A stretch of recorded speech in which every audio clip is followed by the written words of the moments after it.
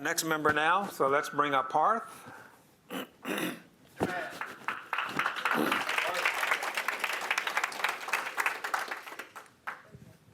Thanks for being here tonight. Thanks, Sorrel. Wow, this room feels a lot bigger than I'm used to seeing on the little screen. So, truth be told, it's my first time actually being here. And speaking of being lazy and want to invest, so I'm a prime example of that. So I'll just go through, my background and how I got involved in lifestyle. So Parth, this is my family from a couple months back. We were in Cancun, my wife Simran, and we have 2 kids. My daughter's 7, and my son's almost 9 months old now. I work for an energy company as a commercial manager. My wife's into clinical research. She works for a pharma company. So both me and my wife, we are first-generation immigrants, just following the template. Both have double masters. Both are working in good corporate jobs. So just, following what was always told to us, just climbing up the ladder. And one of the things that now, I reflect looking back is what Dell always says, what comes in the way of great life is good life. So, you put in the hard work, getting jobs, getting promotions, doing reasonably well. About 6 or 7 years back, one of my very good friends came over to our place. We were in Chicago at that time, and I must have been giving him some advice about some, investment that I made in market, and probably lost money on that. And I could see that he wanted to share something with me, but he wasn't like, all right, so what are you up to these days? And he talked about the real estate investment that he was doing. And halfway through that conversation, he mentioned Lifestyles Unlimited. I'm like, wait, what's that? So, and I was a skeptic, right? So I'm still a skeptic. So I'm like, I don't know, man. Are you sure? Like, did you look this through? Sounds like some get rich quick kind of scheme. The numbers that you're talking don't make sense. There's something off about that.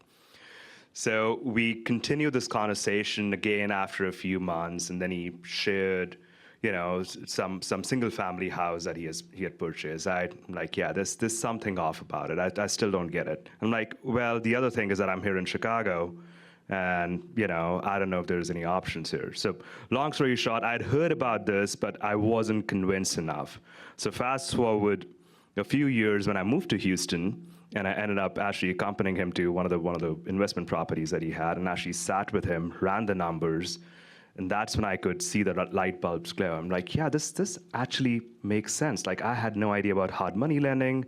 The return on cash makes sense, ROE makes sense, and I can actually go touch, feel the assets. Unlike my portfolio there, which goes up one day and then it falls 3x the next day. And I'd been in that hole, that's what I call investment, maximizing my 401k, finding other instruments, just conventional knowledge that we've been told for, years, generations.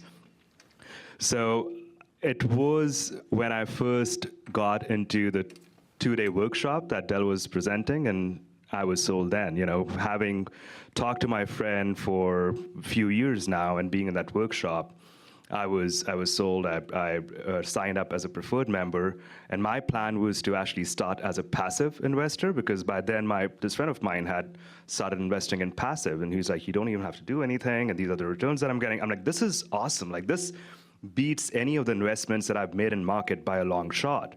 So my plan was, all right, I'm going to sign up for it, and I'm going to get into passive investment. So I did that.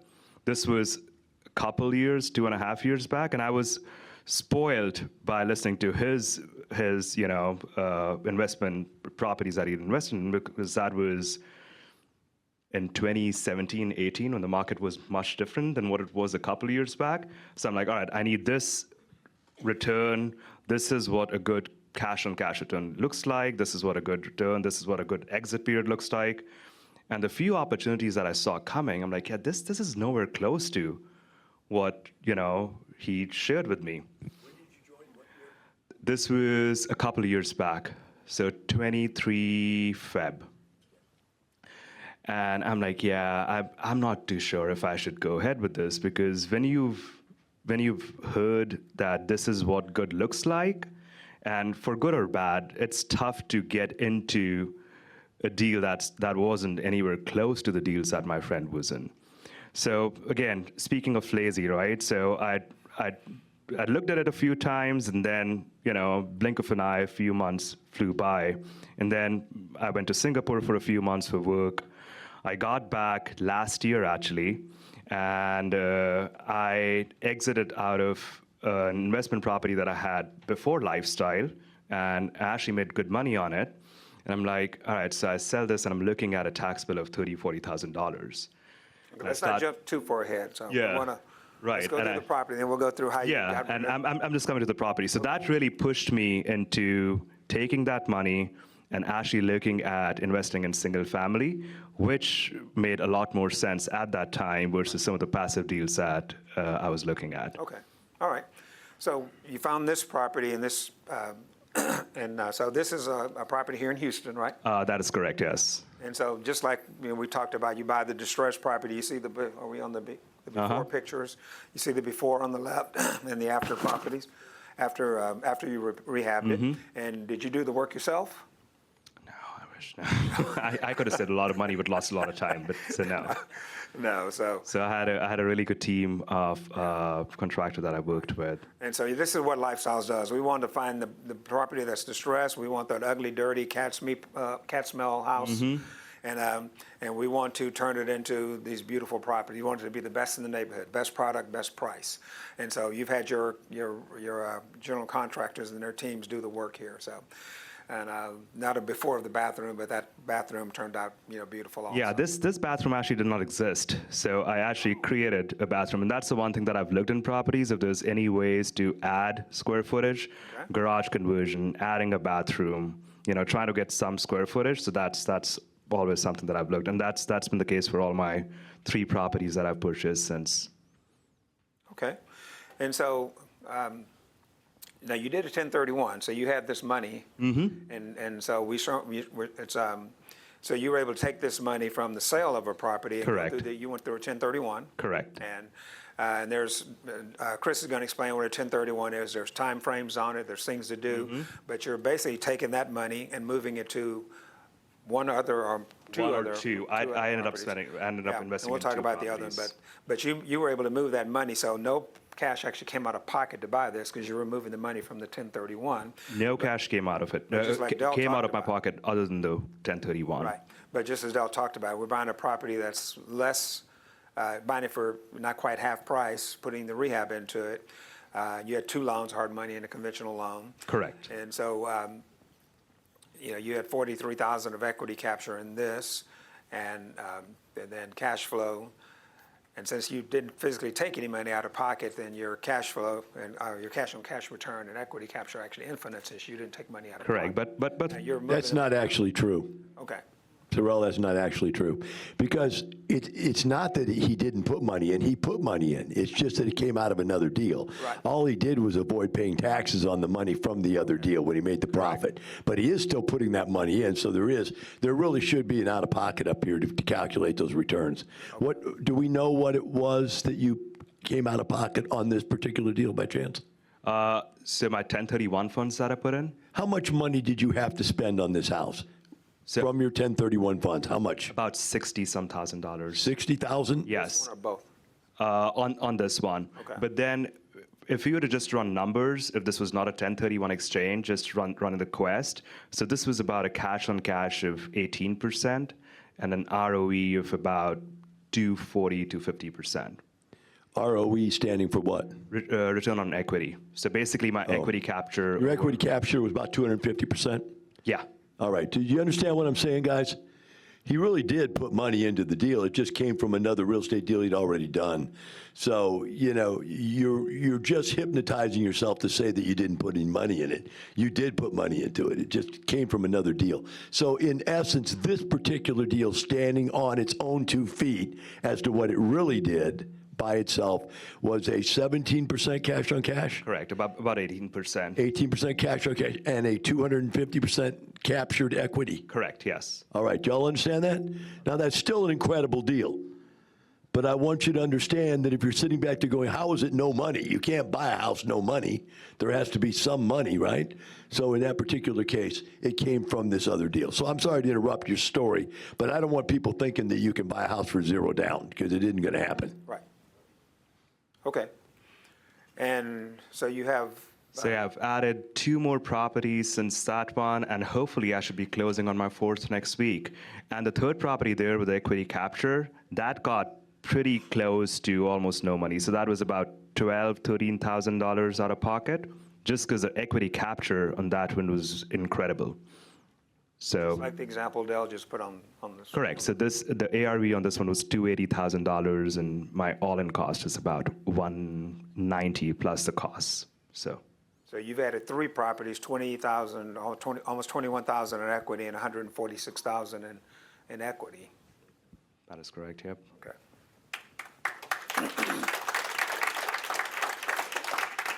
So let's talk about how Lifestyles is changing your life since you joined 2.5 years ago.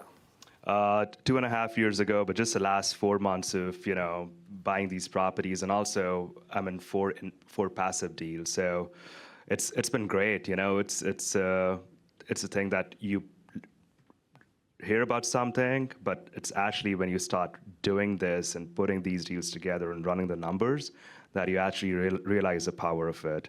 So for us, I think, both me and my wife are happy in our jobs for now. So the intent is not to retire in the next few months, but what we really want to do is work for enjoyment and not for money. If tomorrow I lose my job or I get asked to work 6 days a week, I would love to have the freedom to just be like, all right, so I'm not going to do this. Okay. So that's what you're looking for short term. And then long term is just, freedom to enjoy life, to buy back time. Okay. I've got some good news for you. Would you like some good news? Sure. You joined at the worst time you could ever possibly join. Right when interest rates just went up through the roof, making all the values go way down, making the cash flow go away. And so you're sitting there looking at your friends watering in the mouth. His deals were so good. Yeah. And you're going, where are they? They're not here. I see a little dog looking in the trash can. It's in here somewhere, right? Right? But they were gone. But guess what? You know why I'm back working full-time consulting again? Because the deals are back. Right now, the prices in apartments are down 30 to 40% across the board, and the interest rates have come down 2 points in the last year. Yep. We're ready to start getting those deals again like your friend had. So not only have you been successful on the single-family side, you're going to be able to get lazy again and still make money. Give me a hand. Thanks. Thank you all. Okay, so let's talk a little bit about your team. I know you and I have worked together. We've had a couple of phone calls through the last couple of years, probably. Probably more like 20. Yeah, like I said, call me anytime. Yeah. But and one thing and then tonight, about an hour ago, we met for the first time face to face. And when Sorrel says that you can call me anytime, like it took me a minute to learn that. Like every time I would send him an email and be like, so tomorrow 1 p.m. works for you? Are we confirmed for 1 p.m.? And then Sorrel responded back. He said, you can call me anytime. I work from 8 to 5. Just pick up your phone and give me a call. I'm like, all right, so I can actually just call him whenever. And that's what I started doing. And he's answered every single time. So. Yep. And you found this property through Moon. Lifestyles realtors are fantastic. Moon's been the #1 realtor in selling the number of properties in the greater Houston area out of over 50,000 realtors for a number of years. And we have an entire team of realtors that search out these kind of properties that Parth found and that Dell was talking about here. And they bring these properties to our membership. And then a little bit, just quickly, you had a 1031, so you went through a 1031 company.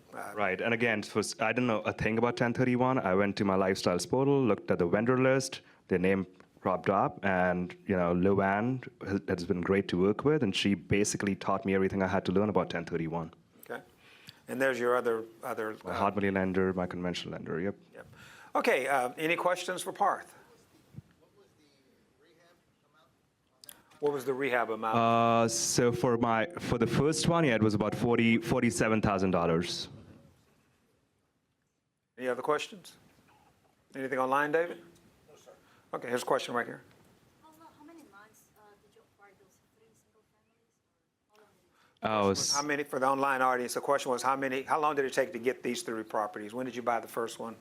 So I was on a clock because of my 1031. So the first 2 properties were within a couple of weeks, and the third property was like a month later. So I closed 3 properties in about 2.5 months, and hopefully I should have my 4th one next week. And when did you close on the first one? I believe it was early December, first week of December. This past December. So, guys, you got to think about what he just said. I mean, you asked the question. I don't know if you even got how deep this is. He made $146,000 in 3 months. Let me say that again. I don't think you get it. He made $146,000 in 3 months. It feels good when you say it like that, Joe. Thanks. Another question. How long did it take to rent them? That's a good question. So the reason that I have higher other costs for my first property is that one sat for about 40 days or so. So I'm going to have my tenant start 1st of March. For the second property, that'll be done on Saturday. On Friday, I have a tenant move in on Saturday. And the reason for that was that I probably missed a lesson or 2 in my single-family education. I remember calling Sorrel and be like, hey, Sorrel, my property's almost done, so tell me how I market this. And Sorrel goes, wait, so you don't have a sign up there yet? Like, no. So I didn't start marketing that property till like almost when construction was done. So it sat in the market for a little longer. For the second one, I had to sign up. Second week, we started construction, and I had like. For my third one, I'm going to start day 1. There you go. Okay. Question over here. Do you self-manage? Yes, I do. Yo, you grab the microphone. You have something? I'm just happy that he learned that lesson. You know what I used to do? The second I would go into contract, I had it in my contract that I had the right to place my sign in the yard. So I haven't even closed yet. Oh. Forget rehab. I haven't even closed. I got to sign the yard for lease. Yep. I always had it leased before I ever even got the rehab done. It was always ready. So I'm so happy for you. Thanks. Okay. Anything online, David? Who was the intermediary used for the 1031 exchange? ERG Group. ERG Group? Okay. Yep. And also, were all your deals wholesale deals? Correct, yes, all of them. Okay. One last question. No. I was going to ask, how much funds did you start off with when you started to buy the first one, the second one, and then the third? So yeah, in my case, it's a little complicated because I used my 1031 exchange, which was about $120,000. But Okay. all these properties, if done with minimum out of pocket, I'm guessing like $20,000 to $25,000 for the first 2, and for the third one, about $12,000. And when they all kind of average rehab of 40,000? 40 to 55. So yeah, about average about 45, 50. So out of pocket is just what Chris was talking about. Right. Okay, let's thank you, Thank Dell. you all. Thanks, Sorrel. Thanks, Parth.